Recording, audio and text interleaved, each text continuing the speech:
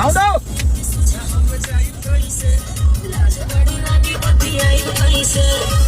तो जिस तरह आप लोग मेरे ऑडियो वीडियो मैंने लोकगीत को प्यार दे रहे हैं, उसी तरह हमारी सिनेमा को भी आप लोगों ने भर भर के मोहब्बत दे रहे हैं।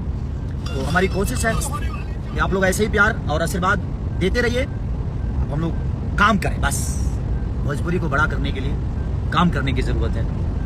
और बाकी चीजें तो होती रहती, वो सब आता जाता रहता है, क्योंकि मुझे लगता है कि हम काम से बातें करें, काम कर करके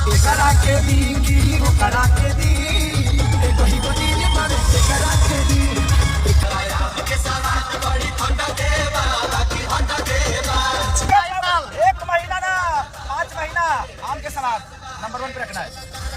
धूप में नहीं छोड़ के वही पर रखेगा। Thank you so much.